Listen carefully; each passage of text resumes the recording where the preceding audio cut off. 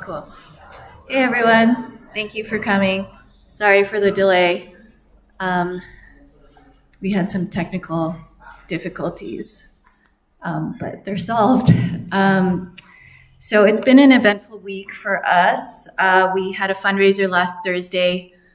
We have tonight's lecture.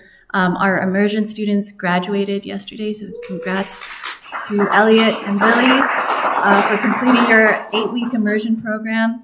Who knows if you're going to stick around for longer? We shall see. And a few of you are going on a field trip to the biosphere tomorrow, so that should be another exciting event. Tonight we're continuing our Shapes of Pedagogy lecture series, with this one being the penultimate event. This series has explored a range of possible formats for learning and doing architecture, developing conversations around shared themes across pedagogy and practice. The second part of this series in the spring focuses on examining a range of career paths, none of them truly typical, starting with Kyle Miller's presentation on the issues shared across emerging practices today and documented in the publication Building Practice. Tonight, we'll zoom in on a particular form of experimental practice, Jia Co, and hear from Michelle Chang about how that manifests across work and teaching, the career path that led up to it, the current supports that make it possible, and of course, a view into an incredible body of work that draws from disciplines across the arts along with the techniques of building. The final lecture of this series will be announced shortly, so look out for that in April. During our dinner following the lecture, Michelle will be showing an audio and visual installation for our students as an extension of the event. So we might have a couple spots left at this dinner, so if you're interested in joining, just let me know after the talk. Michelle Chang is an assistant professor of architecture at the Harvard Graduate School of Design and the director of her independent practice, Jia Co. Chang's design work experiments with architecture's representational frameworks in the design of small buildings in the US suburbs and towns. In her research, she studies how technology and media paradigms translate to architecture through materials and labor. She holds a Master of Architecture from Harvard GSD and a Bachelor of Arts in International Relations from Johns Hopkins University. Her work has been exhibited at the Whitney Museum of American Art, the Museum of Contemporary Art, Toronto, Canada, among other venues. And today the public learned that she'll be a fellow at the Headlands Art Center in Marin County, California. So congratulations. Prior to the GSD, she taught at Rice, UC Berkeley, the California College of Arts, and Northeastern University. So please join me in welcoming Michelle Chang.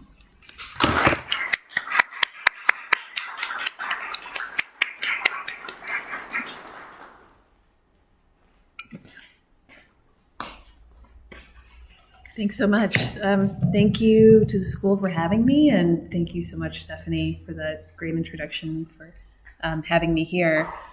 I'm really grateful and honored to join you all tonight.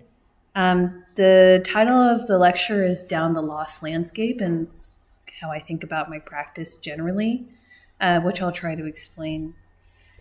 Let's see.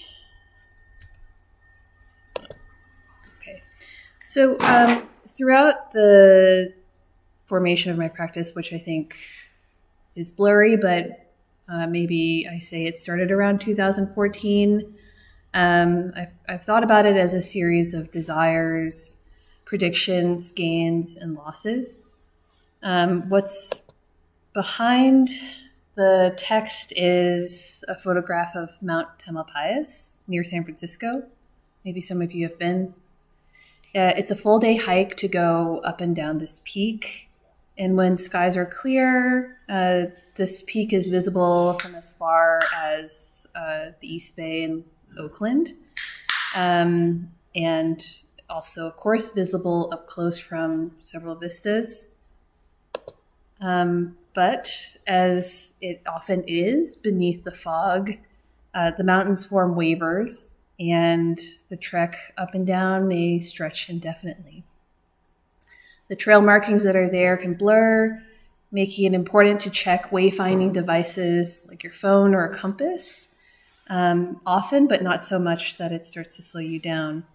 So in the limited view beyond the fog, measuring the terrain is important to do at a steady pace to ensure that you get to familiar ground safely.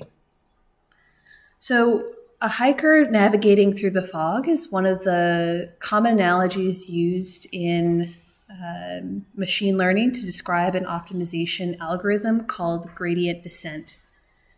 Sometimes it's a hiker in fog, sometimes it's a blindfolded person. It's somehow the limited scope creates a problem that machine learning has to solve in order to reduce a kind of loss. As you may probably know, machine learning is a branch of artificial intelligence that loosely mimics human learning. I especially like to think about this as a teacher. It uses models and algorithms that will basically gradually improve over time, thus the kind of learning part. The algorithm is a series of encoded actions run on data to distill information, and the model is a representation of the structures and the ways in which we organize that information. The algorithms shape the models, and they iteratively tweak the parts to accurately deflect patterns to allow us to predict things more quickly. We can think of this maybe in a practical way as, let's say you have a photograph of a mountain and you want to get a mountain out. So a good prediction has a very low level of loss between the data that goes in and the data that comes out, right? So we're going down the mountain in gradient descent. That optimization algorithm is working really well. Maybe you try to get a mountain and you get an eagle. That's a lot of loss, and the prediction is terrible. So you tweak it until you get what you want. Why does this matter? I think in the architectural discipline, we might be able to use terms from, let's say, computer science or digital representations as a way of rethinking kind of durable or stable terms. In this one, I would say the lower level of loss is a way in which we might think about representation. We put something in and we want to get exactly that same thing out. And so we're trying to mitigate in the process of, let's say, design or building that sort of assumed loss. Whereas if we might think about projection as a lot of loss, we put something in, something is translated, and what we get out is always something different.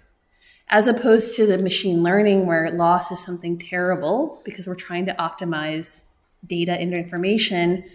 In architecture, we often think of that as productive. Somehow the speculative or performative force of something like drawing or rendering is what produces something that exceeds our expectations.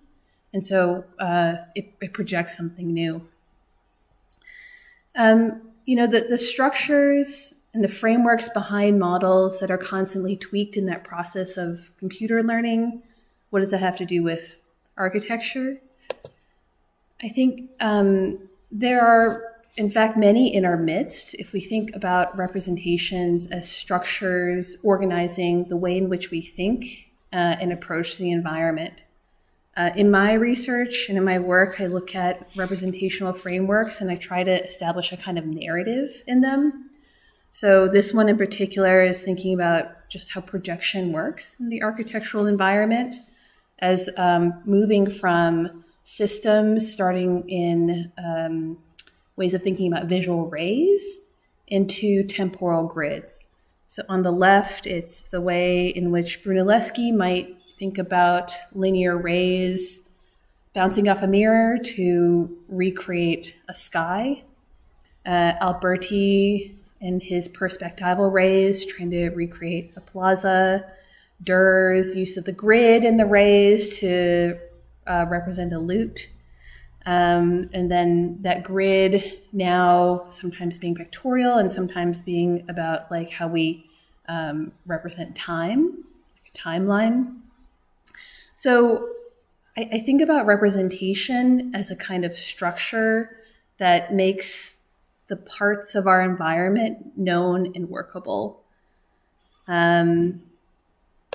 So let's say how a certain kind of framework might transform something like light and shadow into lines and skiography, which is drawn, projections, pixels in rendering, which are the second two, lines again in object detection algorithms, and then some sort of hybrid into other kinds of image detection algorithms. These to me are interesting in how they set up the structure for the world. How these structures then help us understand how predictions for how we intervene in the world are sort of next steps. So I think about my practice as moving across this mountain. This mountain is also known as the lost landscape, just a 3D topography wherein we're constantly moving across a kind of representation and projection where we're always managing the data, right? So its peaks are when projects have the worst predictions, yet the highest amount of translation. And its valleys happen when there's a pretty good prediction, but not a lot of perhaps experimentation or pushback in the process. So in that way, I think about my practice as moving away or towards loss. When I started practicing, I worked in a couple of firms on really large projects. This was at SOM New York. I graduated like 2 years after. This was right after the recession. And it was a 7-person team working on 7 administrative buildings for Kuwait University. Each of us got a building. This looks almost exactly like the rendering that I did of the building. And then it got built. And what did that take? I think it took an incredible amount of coordination within a corporate structure, right? The bureaucracy of SOM taught me a lot about being professional, but also taught me that that's not how I want to work. An extraordinary amount of capital. And I found this on Google Maps, an incredible amount of labor. This was the frame going up for the covering of this cultural center I designed many, many years ago. So I bring this up because I think at the time when I was just graduating, this was the goal, and I was, so excited about the possibilities of rendering and that it could become so real and perfect through this kind of mechanism of kind of corporate structure was great. But then the more I was sort of working in it, the more I realized it wasn't for me. I entered academia after basically quitting SOM, started teaching in California, and then starting my own kind of speculative work. So I'm going to show you, if there's time, 3 projects, and I'll just stop when time's up. But I run a really small practice, Jaja Co. It sometimes is 5 people, but it's sometimes, or most of the time, just me. I really like working alone. I realized that. I think there's something great about working in a team, but I like the sort of intimate contact with the work. And I really like working on small projects. So this first one is in Tidewater, Virginia, near North Carolina. It's a studio/gallery. It's about 1,800 square feet. The site is at the cusp between a very large commercial district, think Walmart, Sam's Club, Rally's, Panda Express on the bottom, a dying mall in the middle, and on the other, a middle class, lower class residential neighborhood, very common to this area. So the site is residential, but it's about to turn over to commercial, right? And it's an odd lot. Part of the challenge, I think, for the project was how to break up this very large lot to figure out how to site the project. Instead of going through maybe like sight lines, the land was very flat, so there wasn't much topography to think about. I introduced a sort of artificial grid. This is using a kind of grid mapping system and a kind of rendering engine and adding noise to basically think of how to separate the program of the studio and gallery into multiple parts. So I kept sort of testing these noise patterns to derive a plan sort of over and over, sort of rendering and then plan drawing, rendering and plan drawing, and this helped me break up the site. This is how it started to translate. Like, what does noise do, right? The building is basically a shed that's gotten shaken up. We think about the studio and the gallery programs. When you shake up that grid, the shear walls and the sort of where the sort of the load-bearing walls that are going to support the most amount of weight also become more eccentric, right? Maybe instead of the corners, they're now, I don't know if you can see it's shaded in gray, kind of in the middle. This was sort of an alibi to, instead of having one room as a gallery, one room as a studio, to say, these are where the large paintings are going to be hung on these sheer walls, and the kind of studio space can be mixed in between. There were a number of wall types that were developed to accommodate all the sort of fragmented walls. And the plan looks like this. On the ground floor, you see my mouse? No, not quite. So on the bottom, you can see there's a gate, and you pass by a series of sliding doors into a patio, and then there's the actual front door. You enter the shed, and you can go up into a loft or a bedroom, or you can go into the study and the kitchenette and the sort of loose sort of studio space. So entering that gate looks like this. The shed shears to produce a canopy, and then the front door sort of slides under the canopy, and there's a small cut where you can look into the rest of the site. So largely just one big room with two rooms above. If we look at that from the back door, what it does is there's two skylights in the middle, so light comes deep into that middle double height shaft, and then there's a couple more private areas below. This is the massing of the project. The dimensions of the shed were sort of calibrated to hardy panels, 4x10, used really long ones. And it's really a parallelogram that got racked. So when I went through the process of bidding this project in Tidewater, Virginia, this was so the project started 2019, COVID hit, then I took it to bid, which is why it died.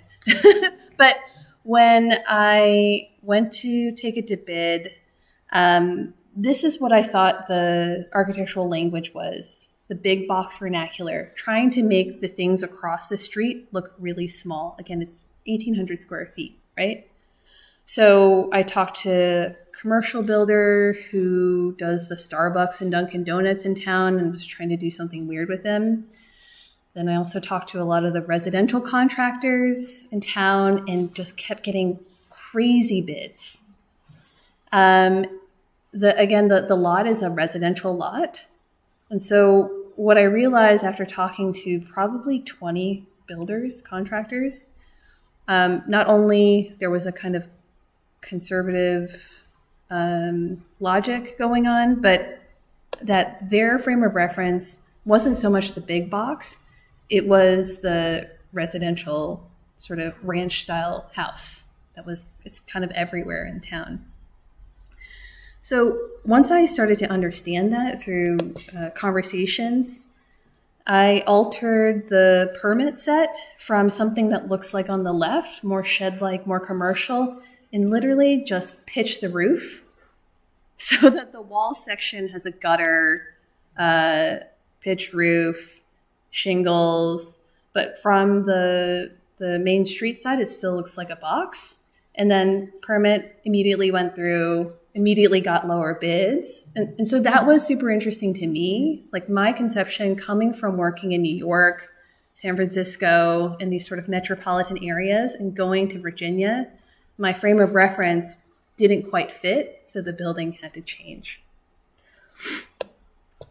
The second project is a house in Gloucester, again, really small, 1,600 square feet.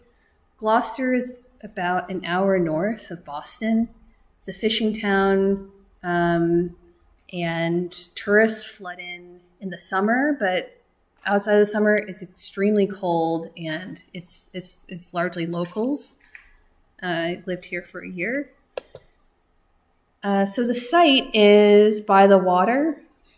There's a historic compound to the north. There's the 4 buildings right on the ocean. The compound is by architect Eleanor Raymond. She was prolific in the area in the 1930s, solo practitioner, did a bunch of houses, both modernist and vernacular.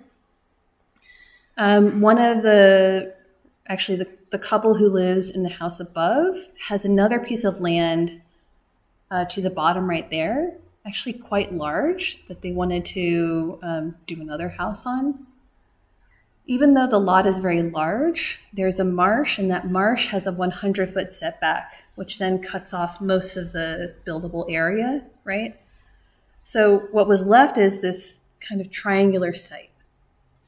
So starting this project after Studio Gallery, I wanted to change my approach. I had so much trouble working on that house that I thought, okay, what is the local vernacular? What can builders do? What would they be excited to work on?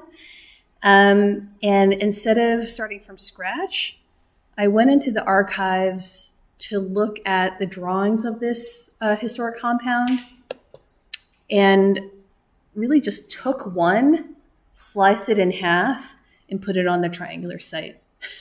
So very much simpler than the last project. This is called a Dutch gable, sometimes called a Boston gable. And when you slice it at the diagonal, it creates this 5-sided figure, which then that slice faces the marsh. That's the longer side. I took that slice, offset it to the interior to create a utility wall. I'll show you the plan in a second. So the plan for the project is a triangle that maxes out the site. You come in from the door, there's a small triangle on the bottom of the plan. You come into this entry vestibule, and there is a utility wall that separates a kind of entry room and a living space. The utility wall has a powder room, laundry, stairs, and some niches. And then on the other side, which faces the marsh and has these large doors, is the living room, kitchen, and bedroom for the couple with an accessible bathroom. Upstairs, the couple's older, so probably wouldn't be used that often, but maybe as a bonus room for their grandkids or guests or storage. You go through the utility wall, and there's one room that looks over the dining room and kitchen. So really on the side of the property that looks to the historic compound, that's the elevation at the bottom there, it's more regular. And on the slice side, it opens up to the marsh. So when I was working on this project, I was trying to think of, what does the slice mean in relation to how this project would, I don't know, how one would conceive of the construction. So I drew this diagram, which I think of really as a score. Score is a word that the philosopher Nelson Goodman uses a lot, which I think originated in his book, The Languages of Art. Score is used to describe a notational method, a lot like sheet music for a song, right? Every time a musician plays a score, plays a sheet music, it's an authentic instance or an authentic occurrence of that song. Unlike a painting, if you were to copy a painting, it would be inauthentic, right? It would be kind of a forgery because it needs the sort of authorship of the author to be a real kind of true version. So thinking about scores, like how might a kind of representation of the structural members of the house be a way of thinking about the building. So drawing this, sort of trying to actually produce a kind of economic distribution of rafters to save on wood. Really, like when the span gets small enough, because it's not regular, it's cut along the diagonal, right? We would just like take out the ones that are excessive, right? So only when the span gets quite long do we start to double up the rafters. And I like to think about drawing or score making in this way because I'm interested in notation first and how to calibrate the kind of indeterminacy, or as I sort of framed in the beginning, the loss in a project. So a score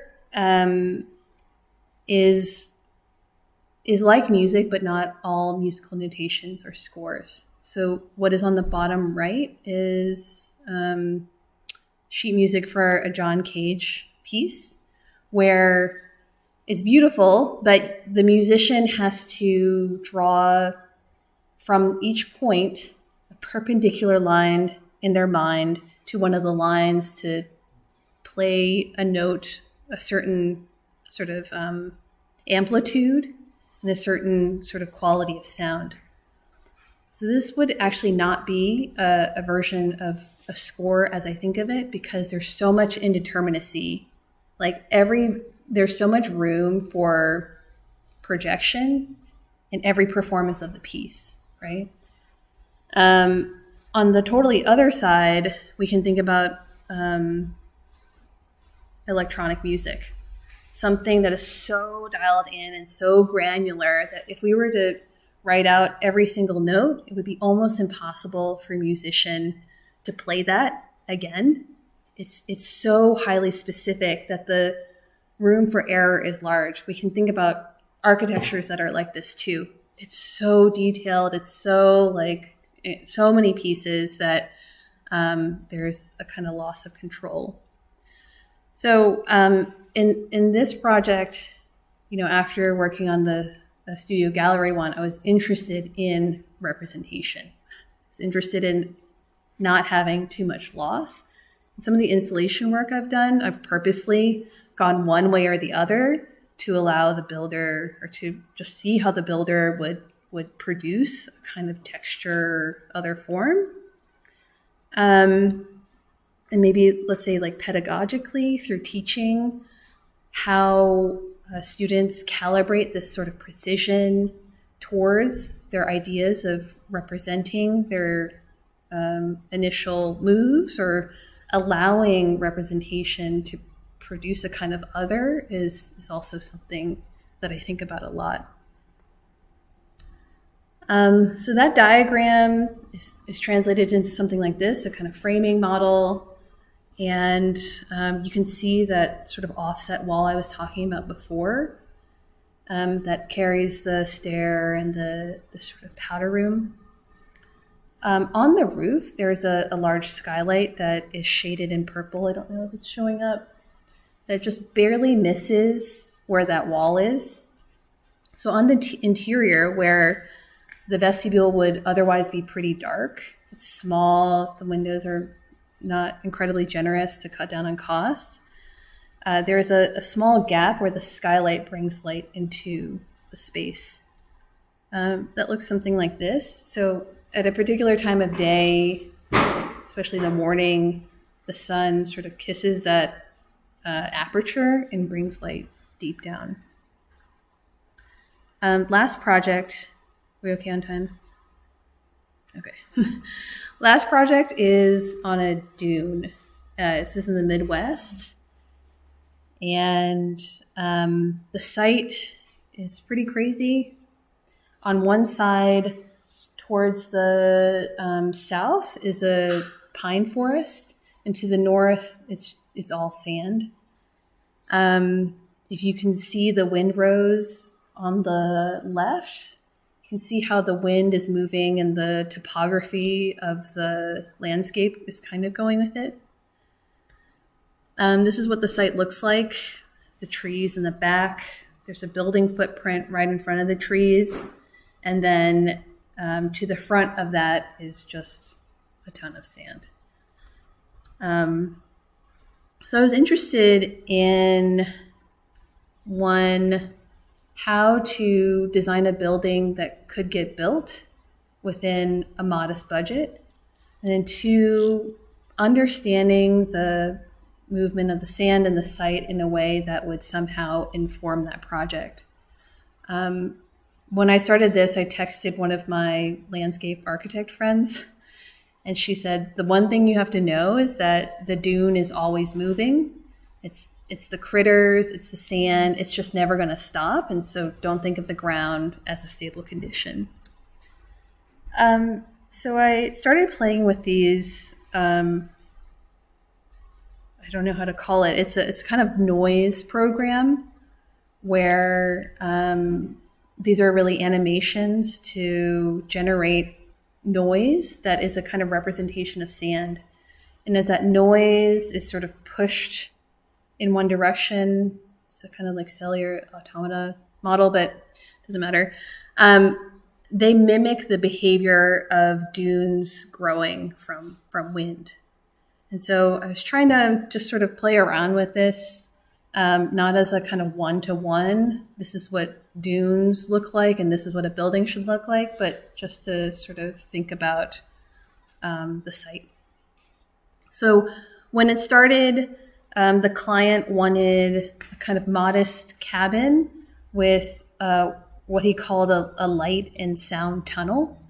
So this is a very early schematic section where the house is lifted. One drives under the house, enters a kind of living floor, and where there's a kitchen, there's a skylight where the sound and the light could sort of enter. The elevations try to play with that sound and light tunnel to create a sort of, to shrink the size of a pretty large house, really. It's 2,500 square feet. And that massing looks something like this. Where there is a deck is where we're facing the water and we're facing the dune. So after doing the schematic design, we learned a couple of things. One, that you can put a garage outside of the property, which I think was, basically outside the setback, right? A detached garage, which I thought was great news because it means we have less of a footprint. Like, really, you don't want to have too much of a footprint on a dune because it disturbs the ground. And then secondly, that the client wanted a loft. So the house kept getting bigger and bigger and bigger. So instead of being on stilts, it then got pushed down, trying to preserve the sawtooth of the tunnel as much as possible, but sort of tweaking the massing a bit. I think the challenge mostly for the project was to make it look less huge. So the massing looks kind of like this, and the plan is organized according to this 6-square grid that has a subdivision. On the ground floor, just to set this up as a series of diagrams, there is the living space with a kitchen, living room, and sitting area. That sort of grain produced by the 6-square grid shifts on the second floor to become a 4-square grid for the bedrooms. So 2 bedrooms and a primary suite. And then again, it shifts to produce a loft. I was thinking about the elevations according to this grid. And I'll get to the roof in a second, but one of the things that was important was how to bring light into such a, I thought, kind of a large house. So to the right of you is northern light and then towards the water. So the sawtooth kind of brings light into the house. To take you through the plans. So to the right is the water. There's a huge dune about 35 feet tall. And the light sort of rakes in through the sawtooth. You come up through a ramp, in through the door, into a seating area, and then a double height kitchen and a living area sort of sunken in to a kind of basin. That basin you'll see in section is just 3 feet. That is kind of counter height, so that when you're at the kitchen counter, you're at the same level as the deck. And just to reorient you, this is the ground floor. So there's a sort of winder stair that brings you from the ground level up into a bedroom level. So there's 2 bedrooms that are identical, a third, which is almost identical, except it has an ensuite bath. The bedrooms look like the rendering on the right, which is northern light. It's raked, and there's this kind of section. And then up into the loft, which that stair now straightens out and brings you all the way into the upper bedroom.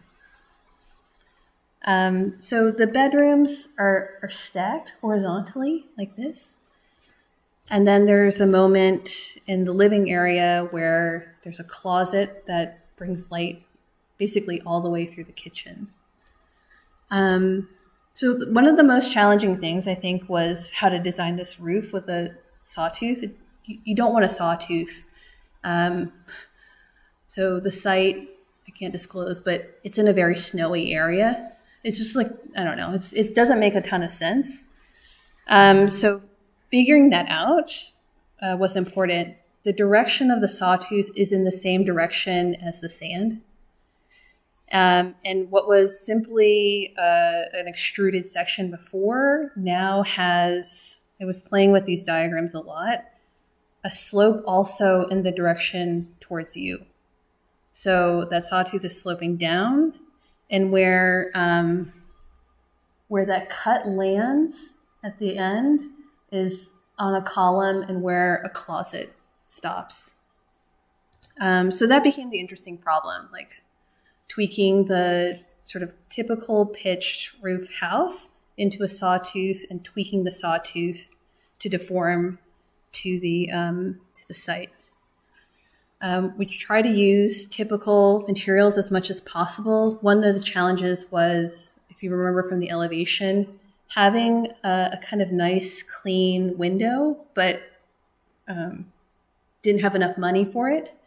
So instead, there's, I don't know if you can see, there's a window with a kind of rain screen on it to hide just really typical windows behind a kind of massive panel system. And yeah, that project also died.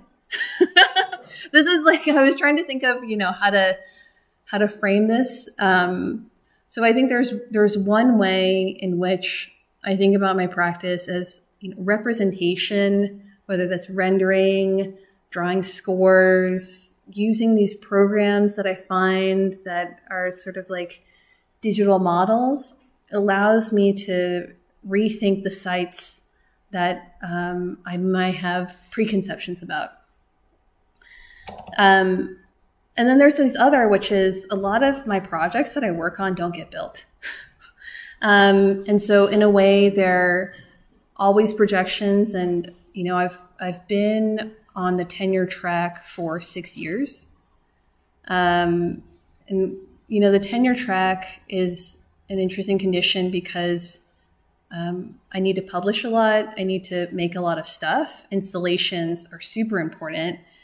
And I'm really finally finding the time to be in practice. So in a way, I'm learning how to translate all the really speculative stuff I was doing earlier in my career, which I didn't show, into buildings. And this is kind of what's happening.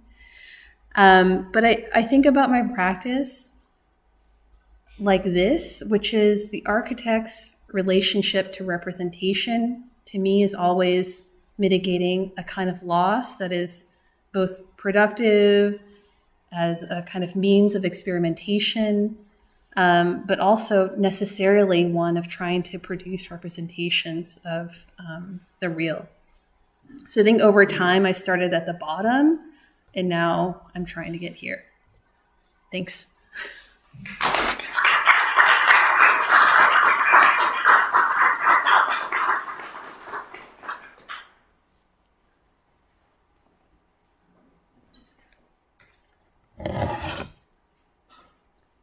Thank you so much. That was great. I'm going to open it up to questions for Michelle.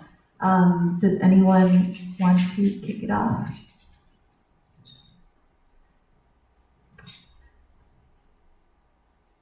Okay, I will go.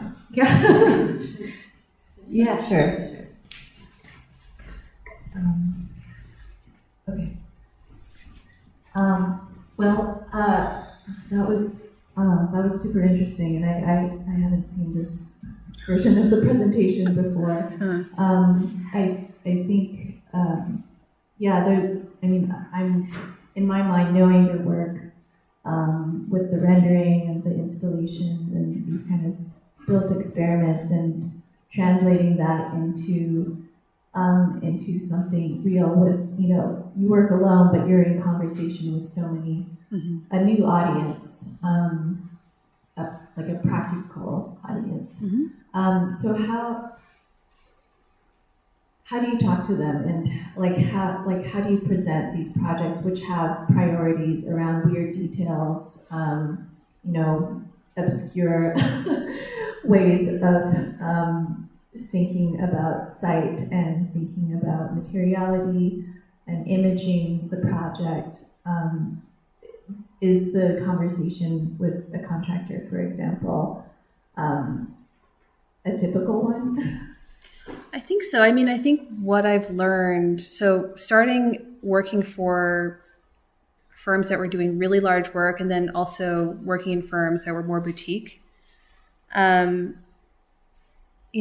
think I'm learning how to talk to builders in a way that I didn't have the experience with before, honestly. Like working for a corporate office, you don't talk to the contractor. You don't really talk to anyone on the ground, typically. But I guess what I've learned is a couple of things. One is it's almost always about money. And that's very clarifying, and just the way in which I might think about construction in academia as loaded with references and like this sort of fetishization of a detail. I think talking about it in terms of cost and time and trying to be, in my mind, more experimental with how I sort of represent cost and time, oftentimes in schedules, is something that I try to do. And then secondly, I think when I started, and this is something I've been thinking about a lot lately, especially with the Virginia project, it done. And somehow the process of construction is standing in your way. Like, oh my God, this like is built so wrong, and how do I get this to be exactly how I want it to be? Which to me, I think has started, I don't know if this is so clear in my mind, but I realize how problematic that is from a social standpoint, which is like, I am no, there is a separation go against changing it for so long. I actually think it's way more interesting with a pitched roof. It's way more interesting with like the contractors, like what they're familiar with, somehow pushing against the design. So I guess, sorry, it was long-winded, but to answer your question, trying to understand how they're thinking about the project and actually talking to them early and then somehow letting that feedback is kind of where I'm at right now. And I'm also wondering, like, how have these projects kind of informed your teaching in return? Are these kind of practical professional questions making their way into the conversations that you have with students, which maybe in the past have been, more formal, compositional, and image-based? Are they now translating, and are you making those same connections? Yeah, I think so. And I think the students are really excited about it. Like, how would we actually build this thing that you're thinking about? Like, should we detail, like, should we think about like who is building your project and like all these sorts of pragmatics? But I think the challenge is, how can that have its own conceptual framework that feeds back onto the work, right? As opposed to like, oh, this is like more practical if you do it this way. But how can that like maybe weird idea that you have get some sort of, I don't know, materiality, and then that drive the project? I think that's been really exciting lately working with students, because I think at least in the time that I've been teaching, which is, since like 2009, that seems to be a growing interest. Yeah. Yeah, I was actually just going to ask about that. Your priorities changing, but I'm also wondering, like, at the GSD, a place that's quite different from this school where, we prioritize like hands-on, construction. A lot of students have backgrounds in building. Mm-hmm. Is there a growing interest in, a more practical education at the GSD? I mean, it's a different place. I mean, from it's always here. I think so, right? Yeah. No? I would say it's like half and half. Really? Okay. I feel it, at least in the past, I think 3 or 4 years. I think that interest has grown because it's easier to think about issues of like labor and equity in terms of construction, and material than form. I think there's a little bit of a pullback from form. It's not a safe space. I know. So it's a good mediator. Yeah. So I think that's gotten more popular. It does tie into the kind of urgent crises of the environment and social justice, and like you really have to connect your work to these like very literal issues, which I think in turn feeds back onto a different way of working. Yeah, I think the sort of avant-garde model of formalism that was sort of carrying a kind of political urgency maybe 10 years ago has shifted to a kind of material performance. Mm-hmm. Yeah. I hand it to Mariah. Thank you. Yeah. I just love seeing the renderings. Your work is really inspiring. And kind of two parts of this question. I'm curious about your process of working with clients and your process of rendering and that connection. And if it's even the curation of the viewpoints that you're selecting, if they seem very like specific, the images that you want to create, the angles and corners and the way the light's being. Yeah. That feedback, I guess, loop, like does one inform the other? Are you selecting these images based off of trying to sell something to a client, or is that kind of the starting point and then kind of bring this to the client? So maybe kind of those two individual relationships and how they come together. Yeah. So the more realistic renderings, for sure, it's to get the client excited. Yeah, because it's a lot of money. So to deliver something just as drawings can be hard, I think. So the renderings are for sure to sort of bring back, this is something very real and material that you're going to be in, and doing it in perspective as opposed to an orthographic projection, that matters. For me, it is part of the process. I love rendering. I very briefly had a rendering company with my friends. It was a weird time when we were in New York and we were doing renderings for like Tiffany's to make money on the side. But I just love it. I've always just sort of, even if I don't give it to someone, rendered things on my own because I'm interested in light. I love the sort of play of light and understanding how that works. So there's feedback, but I think the renderings that I was showing you are more client oriented. Yeah.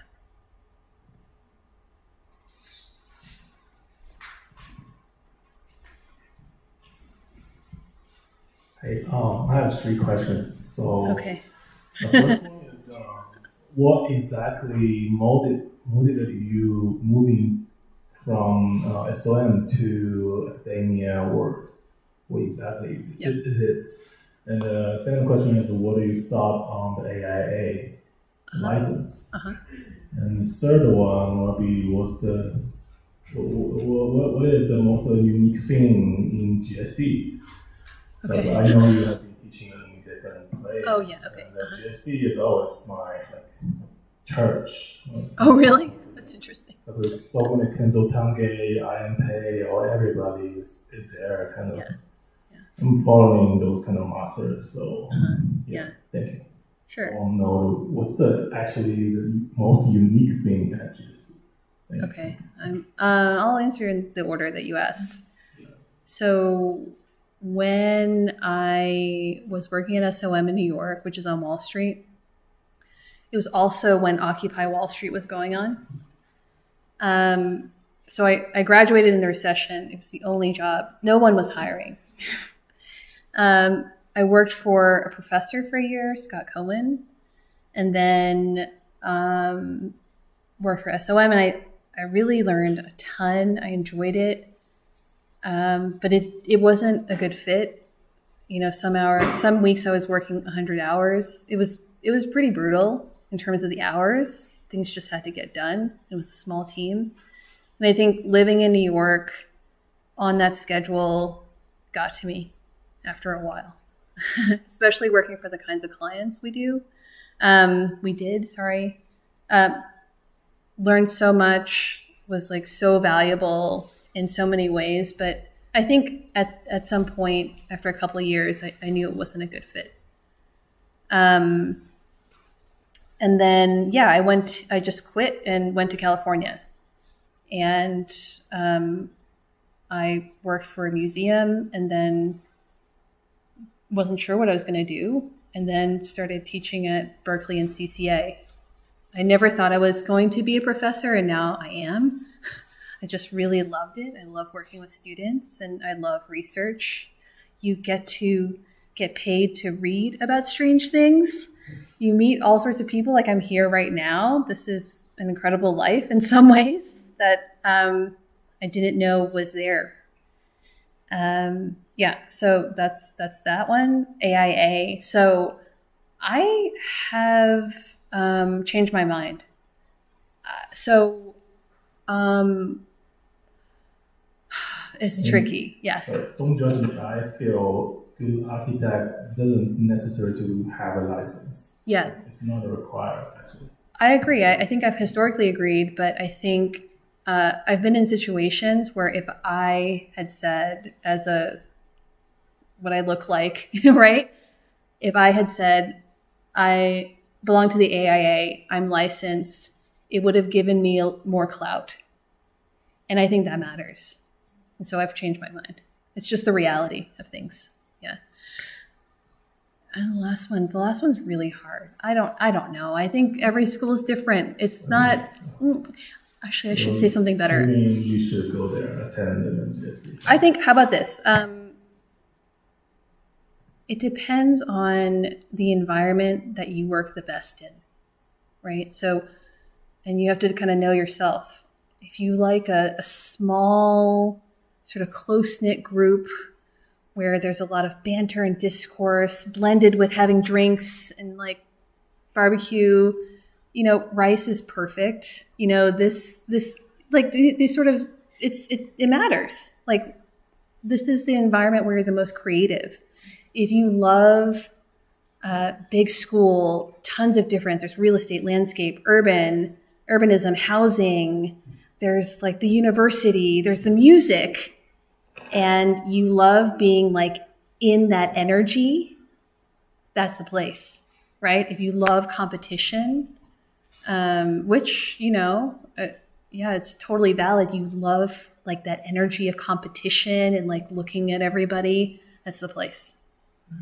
So I think it's just, who are you and what's the environment that you want to be in? Amazing people. Yeah, it's a global school.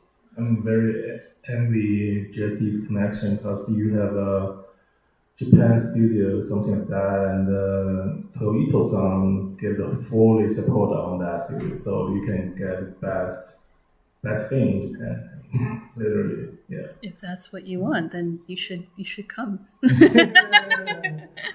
you. Yeah. One more question?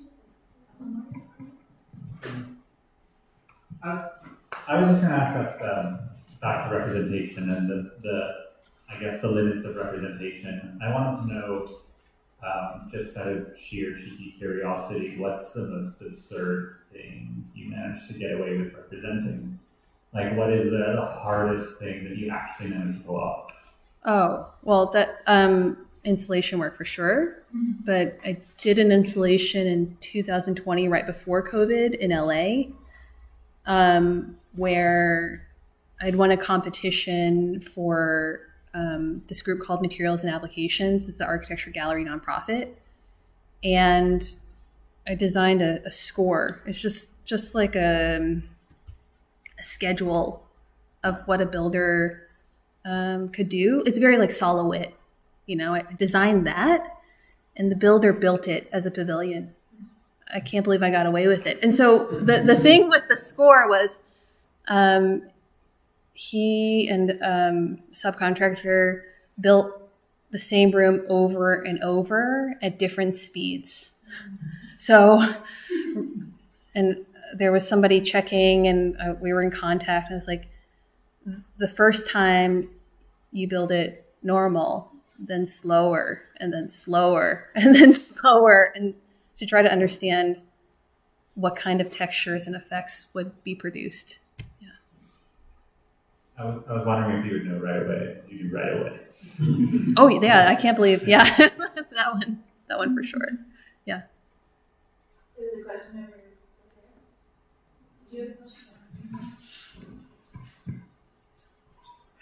Hi. It's really great to hear your lecture today. Thanks. And I think something that's really sitting me with right now is, I know for me in design school, the biggest lure, the thing that captured me the most was thinking of drawing and representation as this kind of act of translation, right? Mm-hmm. As architects, we always have like this space between being able to work with the actual building. We're always working in drawings and models. But I think in seeing your work today, like it kind of brings to question, you know, how is drawing an act or a tool of transformation that we know? Mm-hmm. But more so, like, you know, how does it blend as this tool of initiation? Mm-hmm. Beginning to see kind of the ways that you bring in, you know, these processing, the renders, the fuzziness, the pixelization. And I'm curious, as you are progressing through your experience both as a teacher and a practitioner, you know, is that line between drawing as a tool of initialization, as a tool of transformation, is it widening? Is it gappening? Is it overlapping? Is it becoming more fuzzy? Mm-hmm. Mm-hmm. I think I love the word initiation. I think that's very appropriate. That somehow drawing is not thought of as the full-fledged represent. I'm trying not to use the word representation. The manifestation of an idea, but almost the invitation for something coming into being. Maybe more like ontological, right? And so, yeah, I love thinking of representation as time-based. That's why I like the score. Sometimes even like underdrawing for a meeting, and then sometimes underdrawing, even though like in school you learn like more lines is more work, so more impressive, right? That has the opposite effect maybe in a meeting where it becomes like a kind of shield. So it is something I think about for sure. So for example, I worked on an installation in Houston for a half-scale house. And this was, working for Scott Cohen, SOM, a couple other boutiques. I drew a set. I drew a full like set to give to a builder. And he was like, oh, I get it. I was like, what do you mean you get it? Like, he's like, can you just draw dimensions on the axonometric sketch? And he built it. He built it from the dimensioning of the axonometric sketch because the house is mostly triangles. So, you know, if you just have the three dimensions, you'll produce the perfect plane, and just kept doing that. And so I don't know. It's just been interesting how to think of pulling back from drawing as, like you're saying, as an initiation. Yeah.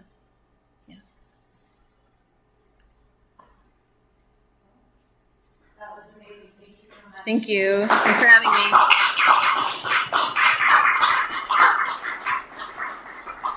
And if anyone wants to join us for dinner, just let me know. You're invited. We will be barbecuing and grilling burgers and hot dogs and veggie burgers. I'm going to stop. Thank you, everyone.